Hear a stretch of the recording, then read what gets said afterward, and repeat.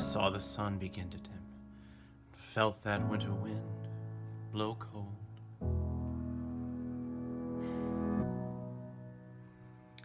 A man learns who was there for him when the glitter fades and the walls won't hold. 'Cause from then rubble, what remains can only be what's true. If all was lost, there's more I gain, 'cause it led me back to you.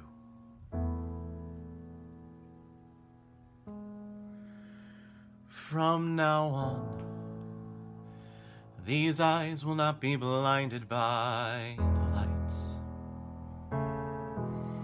From now on, what's waited till tomorrow starts tonight. Tonight. Let this promise in me start like an anthem in my heart. From now on. From now on. Yeah.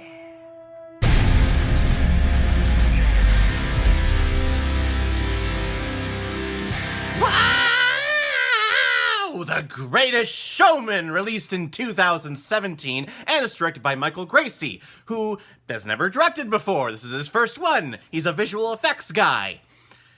Good job, Mr. Gracie. And this film stars Hugh Jackman, Zac Efron, Michelle Williams, Rebecca Ferguson, Zendaya, the Yellow-Eyed Demon, and Keela Settle. And this film comes as a recommendation from one of my friends, one of my co-workers, someone that has recommended many films on this channel, but she's just recovering from surgery, so I thought I would appease her with this, and I'm not ashamed to be doing this one at all. Thank you very much, Kristen Weissner. And you recommended your own theme song, so here it is.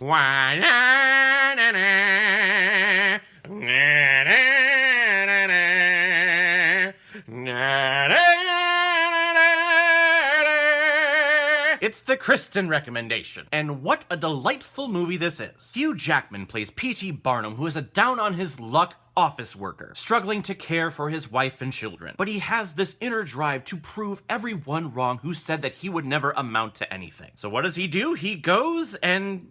well, he doesn't join a circus, he creates his own circus that becomes one of the biggest attractions in the world. But will the fame go to his head? We'll find out next time on next week's episode of Exploitation. Because really, when you look at the true life story of P.T. Barnum, that is all about exploitation and thievery and deceit. Sprinkle a little animal cruelty in there too. This is a guy who saw a very old black lady one time and paraded her around and said, "Hey, pay to see the oldest living houseworker of Abraham Lincoln." True story. This really happened. So if you've never seen this film before and you really want to, you're gonna go into this and you have that previous knowledge that P.T. Barnum, he's an asshole. Totally wipe that slate out of your brain. Because in this film, he is presented as a family man, as a dreamer, as a hard worker, which he was those things, but they just don't address anything at all, because that's not what we're looking to do here. This is a very fast, quick-paced film. It's under 2 hours, which I was shocked when I realized that. Like, really? This is under 2 hours? This clip's along. And honestly, I have to say, this is an enjoyable ride for the entire time. And I was shocked too. I was skeptical. When I first went into the theater, I had listened to the soundtrack previously, so I kind of knew the essence of the story and the type of music that we were going to be getting. And I'm thinking, oh, this is going to be very like Moulin Rouge-ish, and I'm not really into that. I really don't like Moulin Rouge. But then from the opening number and the crowd just going, "Wah!"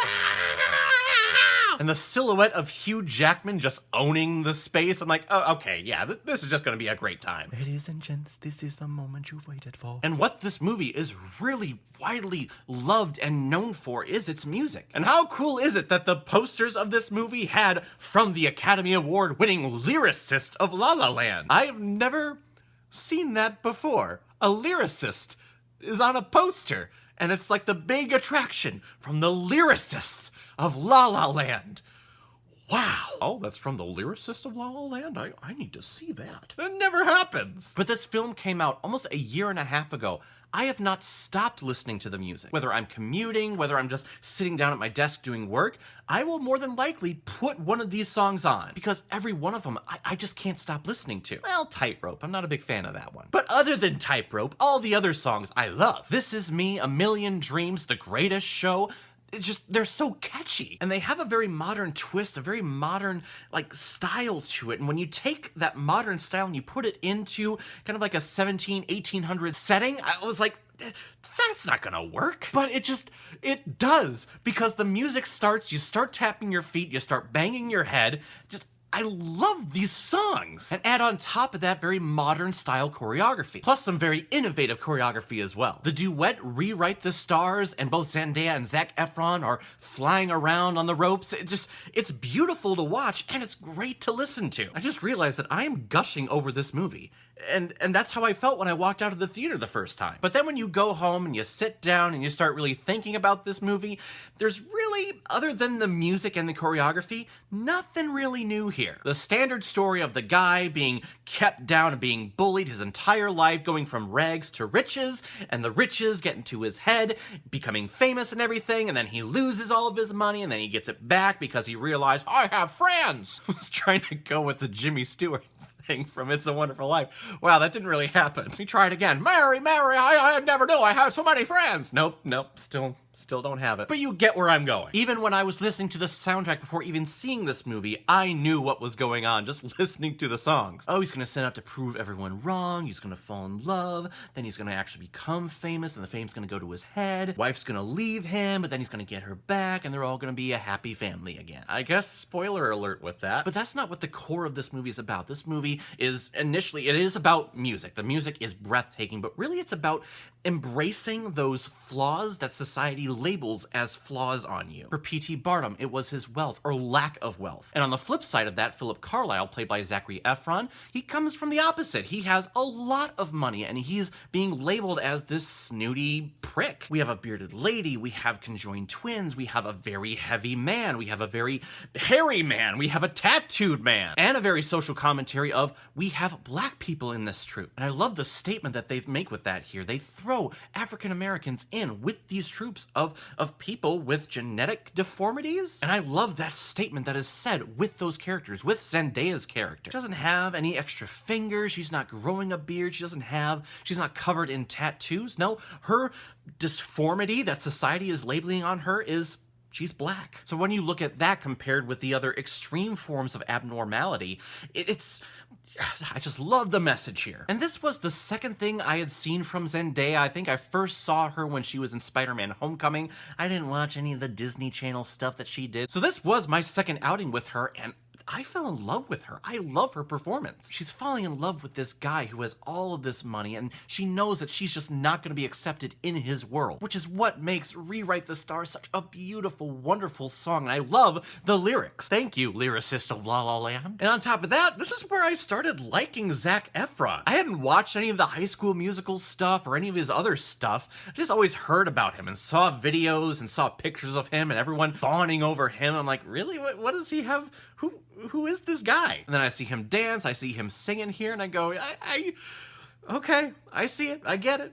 I like him. Michelle Williams is here. She plays the wife of P.T. Barnum, and she has been working a lot the past decade. Who would have thought the most famous person from Dawson's Creek would have been Michelle Williams? And Hugh Jackman, the leading man of this movie, he owns the stage. He owns the screen. If there is a living actor that really could have embodied the essence of P.T. Barnum, it's really Hugh Jackman. He is a dancer. He is a singer. He is an action star. He can really do it all. And this is his journey, and he owns the space. He owns the entire show. His voice is very interesting because when I listen to him, I go, it sounds like you're straining, but I'm looking at you and you're not. You're actually, that's your voice. Interesting. There are times where I love it, and there are times where I'm like, ooh, you shouldn't go up that high. For reference, please listen to Bring Him Home from Les Miserables. But I think Hugh Jackman, regardless of anything that he is in, I think he's an absolute joy. Some performances that are a little underwhelming for me is First off, Rebecca Ferguson, which I hate saying because I love her. She's one of my favorite actresses. I think she is badass in the Mission Impossible films, but here, you know, when she's not singing, I do enjoy her. But when she sings Never Enough, it was very strange for me, because she's being promoted as this big opera singer. She is the Swedish Nightingale. She's playing Jenny Lind. So when I think opera, I think melodramatic, I think control, I think of beautiful sounding, controlled voices. This came off like an R&B ballad. She barks. You think I'm exaggerating? Listen to the actual thing.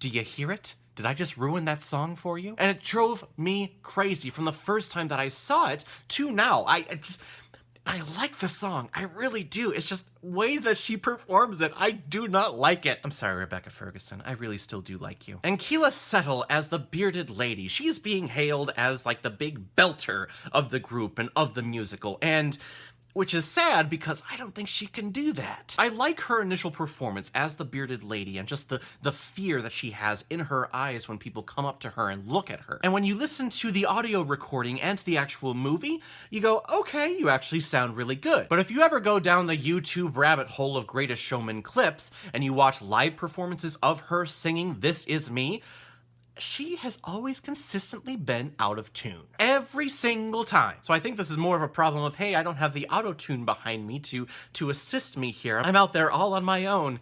Oh boy. And she seems like an absolute sweetheart. Again, I actually like her performance here. It's just with that knowledge of knowing that she could never really hit those notes live and in person, it ruins the song for me, kinda. Which I guess plays into the whole P.T. Barnum thing. He was a con man. He consistently lied to his audiences, all with the intent of putting on a great show. So if you like great shows, if you really like a good, solid musical performance, this is one of the best musical films that have come out in the last 10 years. The music is very catchy. Everyone that I know that has seen it cannot stop listening to it, and I'm definitely in that boat too. The story, it's very thin, it's very basic, it's very cookie cutter. Still doesn't mean it's not a good story. So I'm gonna give The Greatest Showman 4 out of 5 Blu-rays.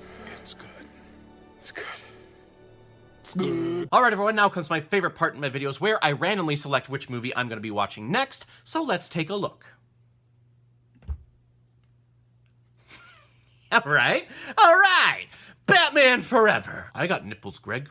Could you milk me? The first of 2 Bat Nipple movies, starring Val Kilmer, Tommy Lee Jones, Jim Carrey, Nicole Kidman, and Chris O'Donnell. I know that because this movie was actually the first movie I remember being a fanboy over. I believe this was 1995, so I was like, I want to say like 6 or 7. And I loved everything Batman, and more specifically, I loved everything Robin. So when I knew that Robin was going to be in this movie, I was gushing. And then the movie came out, and I really liked it. I thought it was cool. It had all these bright colors. It had all these cool performances. It had Robin. I loved it. Watching it as an adult, I see the flaws, and I still like it. And actually, out of the 4 original Batman films, the Tim Burton and the Joel Schumacher ones, this is actually my favorite. Yes, everyone, I definitely like this more than Batman and Robin. I like this more than Batman Returns, and I like it more than Batman 89. Michael Keaton just doesn't scream Batman for me. Val Kilmer did, though. You know what? I'm gonna stop talking. I'm gonna leave all my controversial viewpoints for next time. Thank you very much, Kristen, for recommending The Greatest Showman.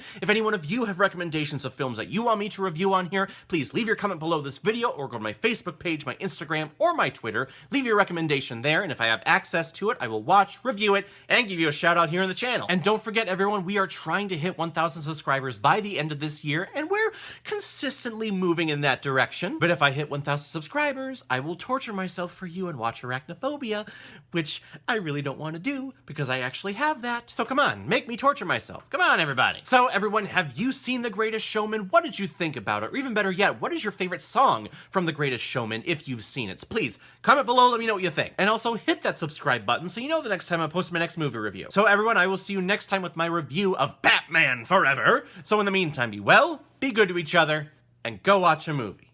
Take care, guys.